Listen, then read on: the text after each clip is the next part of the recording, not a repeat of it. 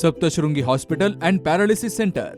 तज्ज्ञ डॉक्टर प्रभाकर खर्डे यांच्या मार्गदर्शनाखाली पॅरालिसिस, मणक्यांचे आजार, गुडघेदुखी, कंबरदुखी, मानदुखी, मायग्रेन, ॲलर्जी आणि सर्दीवर खात्रीशीर उपचार, तेही एकाच छताखाली आणि योग्य दरात. इथं उपलब्ध आहे acupuncture, physiotherapy, panchakarma, massage, steam bath, tub bath, digital x-ray आणि अत्याधुनिक पॅथॉलॉजी लॅब. त्यासोबतच निसर्गरम्य वातावरण, आरामदायी रूम्स, कॅन्टीन आणि प्रशिक्षित स्टाफ. आजच संपर्क साधा. ठिकाण मुक्ताई मंदिराजवळ, रायते वाघापूर, तालुका संगमनेर, जिल्हा अहिल्यानगर. संपर्क 9657 230023. नगर तालुक्यातील शिंगवे नाईक येथे जमिनीच्या जुन्या वादातून गणेश भाऊसाहेब पुंड यांच्यावर काही जणांनी मिळून अमानुष आणि जीवघेणा हल्ला केलाय. तर या गंभीर मारहाणीत गणेश पुंड हे गंभीर जखमी झालेत. सध्या त्यांच्यावर अहिल्यानगर शहरातील एका खासगी रुग्णालयात उपचार सुरू आहेत. आरोपींनी गणेश पुंड यांच्या डोक्याला, पायाला आणि पोटाला जबर मारहाण केली आहे. त्यांची प्रकृती स्थिर असून रुग्णालयात त्यांच्यावर अतिदक्षता विभागामध्ये उपचार केले जात आहेत. शिंगवे नाईक येथील संशयित आरोपी प्रकाश अर्जुन पुंड, अर्जुन रामभाऊ पुंड, भीमाबाई अर्जुन पुंड आणि ईश्वरी प्रकाश पुंड यांच्याकडून गणेश पुंड आणि त्यांच्या कुटुंबियांना वेळोवेळी धमक्या दिल्या जायच्या. तुम्हाला जीवे मारून टाकू अशी धमकी देऊन यापूर्वीही त्यांना त्रास दिला होता. आरोपींकडून सतत मिळणाऱ्या धमक्यांबाबत MIDC पोलीस ठाण्याला वेळोवेळी तक्रार देऊनही पोलिसांनी कोणतीही ठोस कारवाई केली नाही. पीडित कुटुंबियांनी 5 ते 6 वेळा पोलीस ठाण्यामध्ये चकरा मारल्या, मात्र केवळ साधी NC करून त्यांना परत पाठवलं गेलं.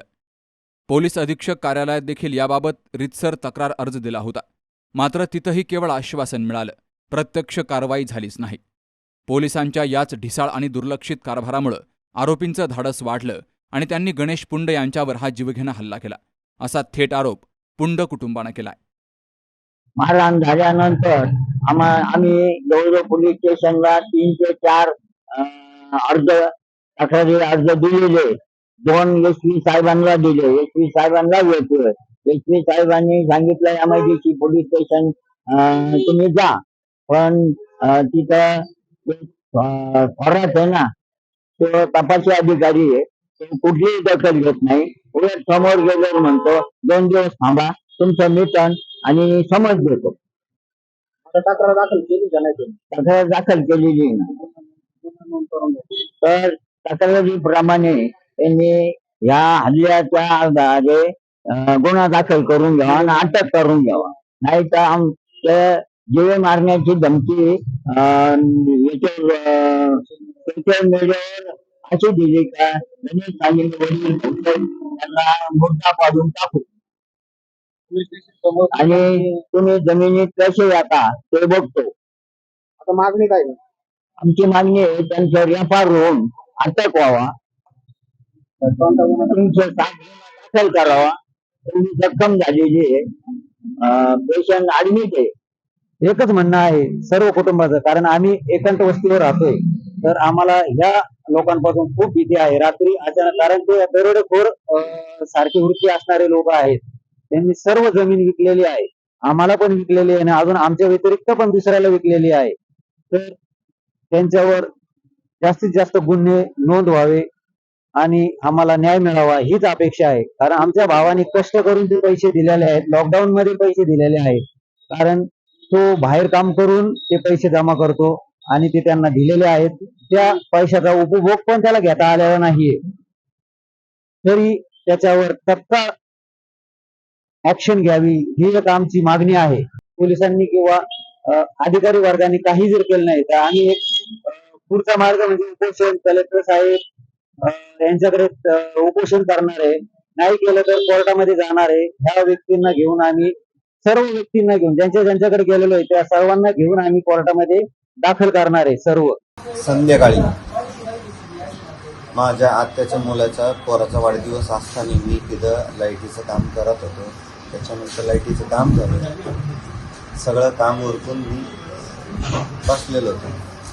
त्याच्यानंतर वडिलांचा, माझ्या भावाचा, घरच्यांचा फोन आला की प्रकाश अर्जुन पुंडचं काय असेल ते मिटून टाक, नाही तर ती जमीन त्यांच्या म्हणण्याप्रमाणे मागं देऊन टाक, पैसे नाही दिले तरी चालतील. आपण एवढ्या कंप्लिटी करून अर्ज करून काहीच होणार नाही, आपल्याला वाद घालायचे नाही.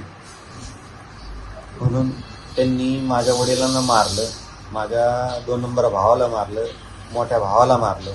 माझ्या बहिणीला तर गलिच्छ शब्द बोलून मी असं करन तसं करन बोलतो.